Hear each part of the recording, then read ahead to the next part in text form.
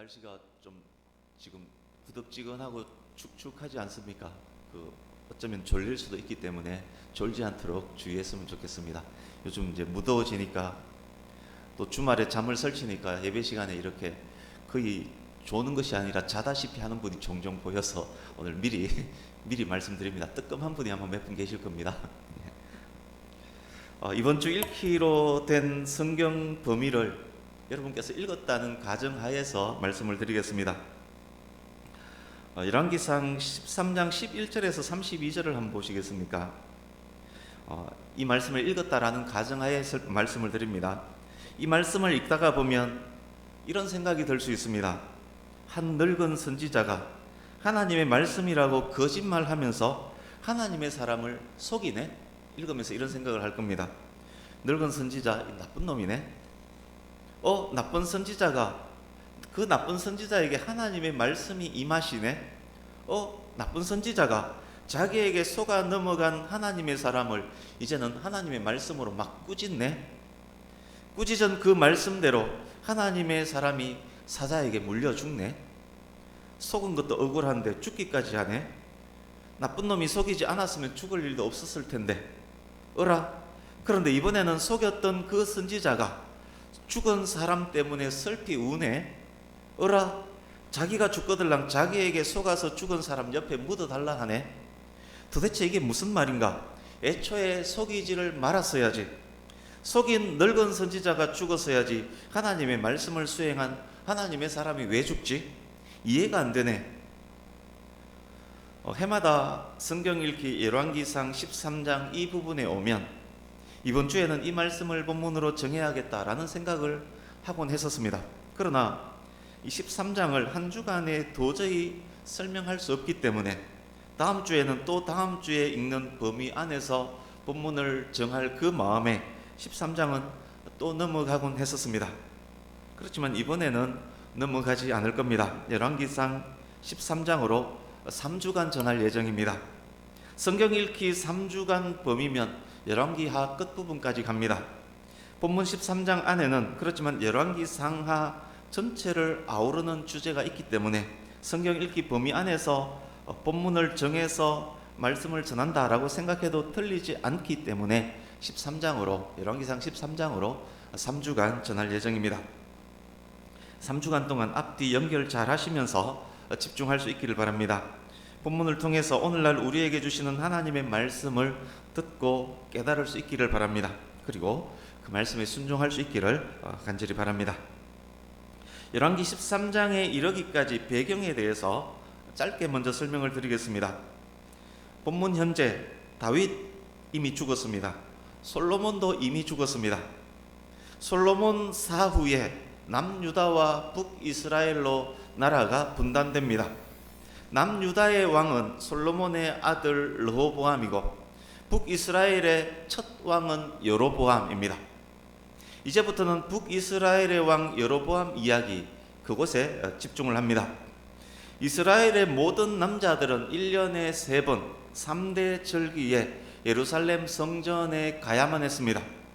성전이 남유다 예루살렘에 있기 때문에 북이스라엘의 신실한 남자들은 예루살렘으로 가려고 할 것입니다.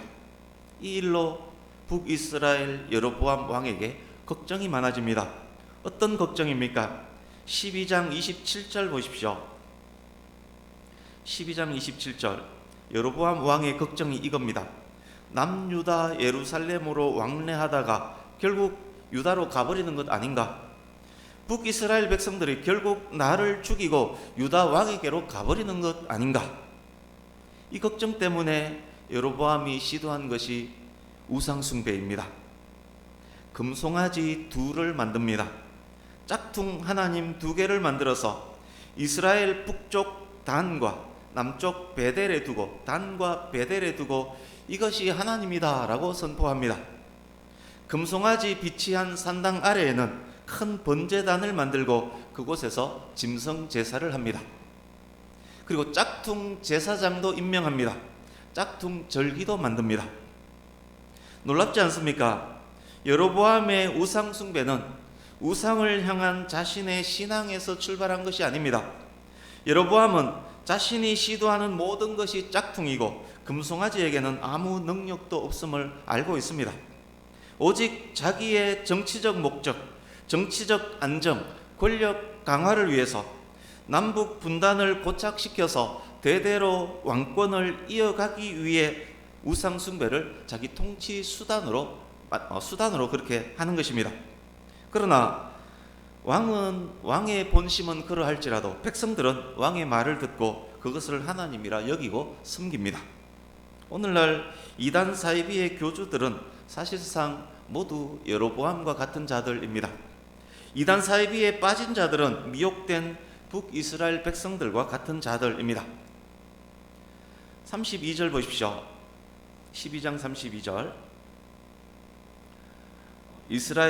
남유다 이스라엘의 절기 장막절을 모방해서 8월 15일을 태양력 양력으로 말하면 10월 11월경입니다. 8월 15일을 절기로 정합니다. 그날에 제사하기 위해서 왕이 직접 베델 산당으로 갑니다. 금송아지를 남쪽의 베델과 북쪽 단에 두었는데 베델 산당으로 갑니다. 이 베델은 여로보암 왕이 살고 있는 궁궐 세겜 남쪽에 위치합니다. 그러니까 왕궁보다 더 남쪽에 있는 베델 산당으로 갔습니다. 여러분, 베델이 어떤 장소입니까? 고향을 떠나 팔레스타인 땅에 온 아브라함이 처음으로 제단을 쌓았던 곳, 형을 피해 도망하던 야곱이 돌을 베개 삼고 자다가 하나님을 만났던 곳 아닙니까? 베델은 이스라엘의 오랜 성지입니다. 성경에서 예루살렘 다음으로 많이 나오는 지명이 바로 베델입니다. 그러기에 여로보암이 이곳에 금송아지를 두고 성지화했을 것입니다. 베델과 단에 금송아지를 두었지만 둘 중에 베델에 더 가중치를 두었을 것입니다. 여로보암 자신이 만든 절기 때 왕이 행차하는 산당으로 단이 아닌 베델을 택한 이유이기도 할 것입니다. 33절 보십시오. 왕이 직접 분향합니다. 분향하다로 번역된 원어는 희생 제물을 불사르다라는 의미의 단어 카타르입니다. 여로보암이 산당에 있는 금송아지에게 바칠 짐승을 번제단에서 불태우고 있는 것입니다. 예루살렘 성전에서 올려드리는 번제, 그 번제의 흉내를 지금 자기가 내고 있습니다. 전체의 그림과 분위기를 다시 한번 정리를 해드리겠습니다. 왕권 안정에 대해서 걱정이 많았던 여로보암이 정권 홍보에 열심을 냅니다. 동네마다 새시대 새나라 건설 표어를 붙이고 동장집 마이크를 통해서 새벽마다 홍보 방송을 보냅니다. 예전에 집집마다 라디오가 없기 때문에 동네 동장에서 집에서 앰프를 빼내서 각 집마다 설치해 놓고 새벽 5시가 되면 새벽정이 울렸네 그 새마을 노래가 들려졌습니다. 지금 그것과 비슷한 것을 지금 여로보암이 하고 있습니다. 새 시대 새 정신을 백성들에게 막 주입합니다. 그것의 핵심이 금송아지 우상 숭배입니다. 참 하나님을 보지 못하게 만들고 그렇게 함으로 여로보암 자신의 권력을 강화하려는 전략입니다. 상당한 성공을 거두었습니다. 백성들 상당 부분이 넘어왔습니다. 왕권이 꽤 안정되었습니다. 북이스라엘에도 선지자가 있었을 텐데 감히 나서서 여로보암 왕에게 이것은 우상 숭배요 라고 말하는 사람이 없었습니다. 이 분위기를 살려서 왕권을 더욱 공고히 하기 위해서 큰 이벤트를 계획합니다. 방송사, 신문사에 미리 연락해서 기자들 잔뜩 베델 산당으로 불러놓습니다. 백마 타고 왕복 입고 왕관 쓰고 경호원 잔뜩 대동한 왕이 직접 베델 산당에 행차합니다. 수많은 언론사, 방송사 카메라 앞에서 많은 백성들이 보는 앞에서 폼나게 금송아지에게 직접 왕이 분향하는 이벤트입니다. 이 이벤트가 성공하면 여로보암의 걱정이 많이 사라질 것입니다. 백성들이 더욱 자기에게로 향할 것입니다. 굳이 예루살렘 성전까지 가려고도 이제 하지 않을 것입니다. 그래서 심려를 기울여 기획하고 준비했습니다. 드디어 그날이 왔고 드디어 산당에 도착했고 드디어 분향을 하고 있습니다. 단 산당, 지금 베델 이야기를 하고 있지만 단 산당에는 성지순례 때 가봤습니다. 예전에 화면을 보여드린 적이 있습니다. 산당은 높은 곳에 있고, 이렇게 높은 곳에 있고, 그곳에 금송아지가 위치해 있습니다. 그 높은 곳에서 몇 계단 낮은 곳에는 번제단이 있습니다. 그것도 높은 곳에 있지만 산당이 높은 곳에 있고, 그 밑에 번제단이 있고, 여기서 짐승을 불태워서 금송아지를 보면서 우상 숭배를 하는 그런 산당입니다. 이제 본문입니다. 말씀드렸던 이 분위기를 기억하면 본문을 더 잘 이해할 수 있을 것입니다. 1절 보십시오. 13장 1절, 큰 행사가 있는 이곳에 어떤 한 사람이 조용히 등장합니다. 하나님의 명령에 의해서 하나님의 말씀을 들고 남유다에서 북이스라엘의 베델까지 온 하나님의 사람입니다. 이 사람이 북이스라엘이 아닌 남유다에서 왔다는 것은 우상 숭배를 질타할 만한, 하나님께서 사용하실 만한 마땅한 선지자가 북이스라엘에는 없었다는 말이기도 합니다. 북쪽 대부분의 선지자들이 여로보암의 위세에 눌려서 침묵하고 있다는 말이기도 합니다. 그 여로보암에게 북이스라엘의 왕이 될 것임을 알려주었던 아히야 선지자가 있었지만 14장에 보면 현재 아히야는 나이가 매우 많아서 눈이 보이지 않는 상태입니다.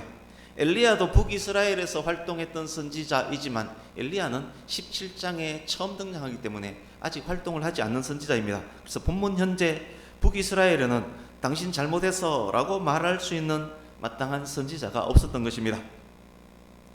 하나님의 사람이라고 명명된 이 사람은 선지자입니다. 그렇지만 여기서는 하나님의 사람이라고 칭했습니다.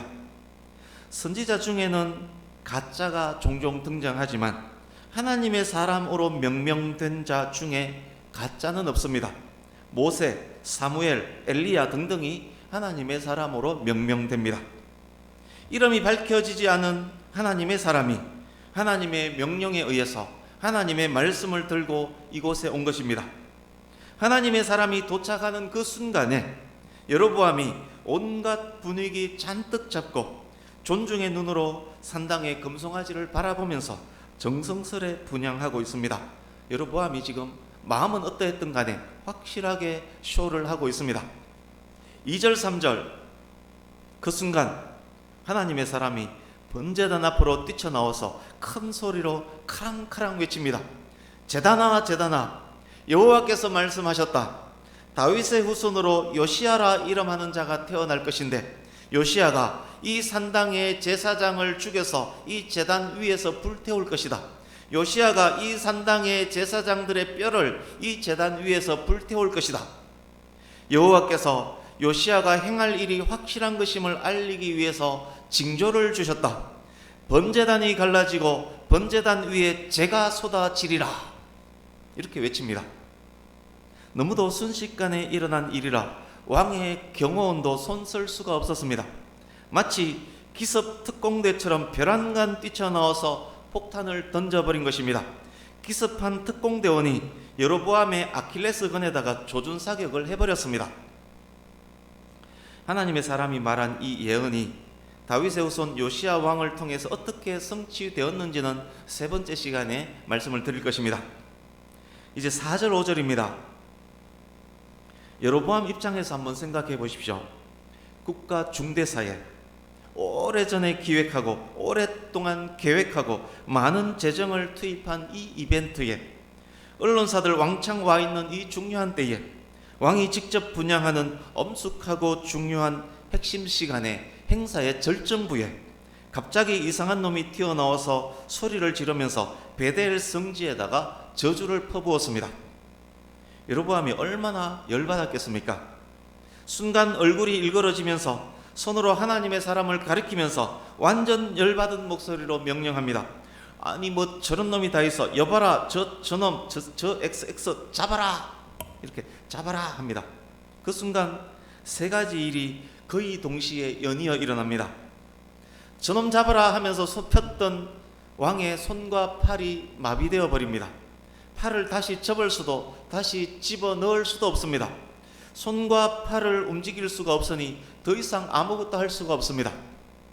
성경에서 손은 수고 그리고 소유, 손으로 해서 소유를 얻고 손으로 수고를 하고 수고, 소유, 그리고 힘, 권능을 상징하는 단어입니다. 여로보암은 그의 수고도 소유도 힘도 권능도 마비가 되어버린 그런 상태가 되어버렸습니다. 손이 마비되어서 어쩌지도 못하고 있는 그 순간에 연이어 분향하고 있던 그 제단, 그 번제단이 사방으로 찢어집니다.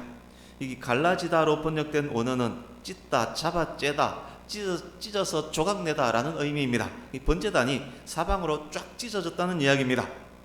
동시에 제단 위에서 타고 있던 재, 아직 불길이 시뻘건 그 재, 짐승의 기름과 엉켜있는 그 재가 와르르 흘러내립니다. 순식간에 일어난 일들입니다. 불길 머금은 재가 베델 산당 주위에 자욱하게 날아다닙니다. 여로보암은 마비된 팔을 여전히 펼치고 있습니다. 왕의 얼굴 표정이 희한하게 변했습니다. 제단이 무너질 때 비명 지르면서 피했던 기자들이 카메라를 들고 다시 몰려옵니다. 흩어졌던 백성들도 우르르 몰려옵니다. 하나님의 사람은 왕실 경비대에 포위되어서 왕 앞으로 끌려왔습니다. 6절입니다. 조금의 시간이 흘렀습니다. 어수선함도 조금 진정되었습니다. 하늘에 흩날리던 마른 재들도 사라졌습니다. 땅에 쏟아진 재들은 아직도 불을 머금고 타고 있습니다. 모든 사람들이 여로보암을 주목하고 있습니다. 이때 여로보암 무엇이 가장 시급하겠습니까? 마비된 손이 가장 큰 문제입니다. 여기서 이 마비된 손의 문제를 해결할 사람 누구겠습니까? 하나님의 사람 외에는 해결할 사람 없습니다. 여로보암 크게 숨을 가다듬고 마음을 진정시키고 경호원들에게 말합니다. 그분을 풀어드리라. 그분을 풀어드리라. 그리고 말합니다. 부탁하오. 당신의 하나님 여호와께 내 손을 치료해 주시라고, 은혜를 베풀어 주시라고 기도 좀 해주시오. 당장 죽이고 싶지만 이 팔을 해결해야 되기 때문에 어쩔 수 없지 않겠습니까? 해결할 사람은 이 사람밖에 없기 때문에 이렇게 말할 수밖에 없지 않았겠습니까? 여기에 주목할 단어가 있습니다. 여로보암이 너의 하나님 여호와라고 했습니다. 무슨 의미입니까? 금송아지는 아무것도 할 수 없는 짝퉁임을 안다는 말입니다. 예언을 주신 분도, 손을 마르게 하신 분도, 제단이 갈라지고 재가 쏟아지게 하신 분도 하나님의 사람이 섬기는 여호와임을 여로보암은 알고 있는 것입니다. 우상 숭배가 죄임도 알고 있습니다. 우상 숭배의 죄를 저지른 자신의 기도로는 하나님의 은혜를 기대할 수 없음도 아는 것입니다. 하나님의 사람, 부탁대로 하나님께 기도합니다. 하나님께서 기도를 들으셨습니다. 여로보암의 손과 팔이 원래대로 회복됩니다. 하나님께서 여로보암의 요청을 왜 들어주신 것입니까? 하나님께서 여로보암에게 회개의 기회를 주신 것입니다. 여로보암은 징조들과 다시 회복된 손을 보고 예언대로 이 제단이 요시야에 의해서 파괴될 것임도 알았습니다. 지금이라도 회개하고 하나님께 돌아오면 마비된 손이 회복되듯 우상 숭배로 마비되어 버린 하나님과의 관계가 회복될 것입니다. 여로보암은 회개했을까요? 33절 34절을 한번 보십시오. 이 상황을 직접 경험했지만 여로보암의 결국은 변하지 않습니다. 자신이 추진하던 그 정책 그대로 계속 밀어붙입니다. 이 부분도 세 번째 시간에 조금 더 설명을 할 것입니다. 이제 7절입니다. 가장 시급한 문제, 마비된 손이 치료가 되었습니다. 그 다음으로 시급한 문제가 무엇이겠습니까? 이 상황을 수습해야 됩니다. 이제 이 상황을 수습해야 됩니다. 국가 중대 행사를 완전 망쳐버렸습니다. 심혈을 기울인 산당에 하나님의 저주가 선포되었습니다. 그 저주가 확실히 실현될 것임을 징조로 보여주었습니다. 여로보암이 잘못하고 있음이 객관적으로 확인되어 버렸습니다. 지금까지 했던 모든 일들이 물거품될 지경에 이르렀습니다. 언론사, 기자들의 입을 막아야 합니다. 현장의 백성들이 소문을 퍼뜨리지 않게 해야 합니다. 그 모든 상황을 깔끔히 정리하고 수습하기 위해서 어떻게 하는 것이 제일 좋겠습니까? 선포된 저주를 취소하고 도리어 그곳에 축복하게 만드는 것입니다. 그러기 위해서는 어떻게 하는 게 좋겠습니까? 어떻게 해야 되겠습니까? 하나님의 사람을 매수해야 할 것입니다. 뇌물 줘서 선포된 저주를 취소하고 가짜로라도 축복하도록 만드는 것입니다. 자신이 잘 모르고 그랬노라고 언론사 앞에 인터뷰하도록 만드는 것입니다. 그러기 위해서는 왕창 뇌물 줘야 할 것입니다. 여로보암이 하나님의 사람 매수를 시도합니다. 이보시게, 베델에 내 별장이 있는데 나와 함께 그곳에서 하루 쉬었다 가는 게 어떤가? 내가 그대에게 좋은 선물들도 많이 주려고 하네. 여기에 사용된 단어 가서, 쉬라, 줄이라 모두는 강한 의지를 보여주는 단어들입니다. 하나님의 사람을 매수하려는 여로보암의 강한 의지의 표현입니다. 이 말씀을 보다 보면 발람과 발락, 몇 주 전에 작년 겨울에 설교했던 내용입니다. 발람과 발락이 생각나는 그런 장면입니다. 이제 8절 9절입니다. 여로보암의 매수 시도에 하나님의 사람이 단호하게 대답합니다. 왕의 나라 절반을 내게 준다 할지라도 함께 가지 않을 겁니다. 우상 숭배가 자행된 이 지역에서는 떡 한 조각도 물 한 방울도 마시지 않을 겁니다. 베델 제단의 저주를 선포한 하나님의 사람이 만약 여로보암을 비롯한 여타의 사람들과 베델에서 먹고 마신다면 그것 자체로 자신이 선포한 그 경고의 심각성을 훼손시키고 감소시키는 행위가 될 것입니다. 만약 뇌물을 받고 저주를 취소하거나 행여 그곳에 복까지 선포한다면 여로보암은 더욱 우상 숭배를 자행할 것이고 북이스라엘 사람들은 더욱 하나님으로부터 멀어지게 될 것입니다. 하나님께서 이런 일들이 있을 것임을 아셨기에 이미 하나님의 사람에게 명령을 하셨습니다. 거기서 떡도 물도 먹거나 마시지 말라. 왔던 길로 되돌아가지도 말라. 사명을 마치고 속히 돌아오라는 명령인 것입니다. 하나님의 사람이 하나님의 말씀에 순종하고 있습니다. 여로보암이 왕의 신분으로 반격을 시도했지만 씨알도 먹히지 않았습니다. 10절, 여로보암의 매수 시도를 과감하게 단호하게 뿌리치고 하나님의 사람이 자기 길을 갑니다. 자기가 왔던 길이 아닌 다른 길로 갑니다. 하나님의 사람이 사명 마치고 속히 돌아오라는 하나님의 말씀에 계속 온전히 순종했는지는 이제 다음 시간과 그 다음 시간을 통해서 설명이 될 것입니다. 이제 말씀을 마무리해 가겠습니다. 평소에 원고를 출력하면 16장, 17장 되는데 오늘은 줄였습니다. 그래서 13장인데 그래서 너무 빨리 끝나면 안 되기 때문에 제가 원고마다 천천히 다 기록을 해놨습니다. 그런데 지금 계속 빨리 제가 말하지 않았습니까? 이게 잘 안 되나 봅니다. 어쨌든 천천히 지금 하고 있습니다. 이제 말씀을 마무리해 가겠습니다. 본문에서 가장 많이 등장한 단어 하나를 확인해 보려고 합니다.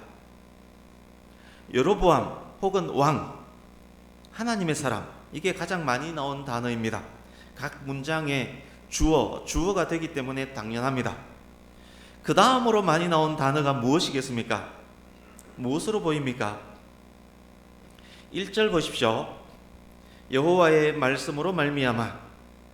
2절, 여호와의 말씀으로 외쳐 이르되 여호와께서 이와 같이 말씀하시기를. 3절, 여호와께서 말씀하신 징조라. 5절, 여호와의 말씀이 보인 징조대로. 9절, 여호와의 말씀이 내게 명령하여. 여호와의 말씀이란 단어가 본문에서 사실상 가장 많이 나왔습니다. 본문의 주제, 본문의 핵심입니다. 그래서 오늘 주보에 보시면 말씀이 이끄는 삶으로 3.1로 되어 있습니다. 두 번째, 세 번째 시간 역시 2, 3가 될 것입니다. 이게 본문의 주제입니다. 본문 말씀의 주인공인 하나님의 사람은 하나님의 말씀에 순종해서 구원의 말씀, 생명의 말씀, 심판의 말씀을 들고 남유다에서 국경을 넘어 베델로 왔습니다. 베델에서 생명의 위험까지 무릅쓰고 하나님의 말씀을 선포했습니다.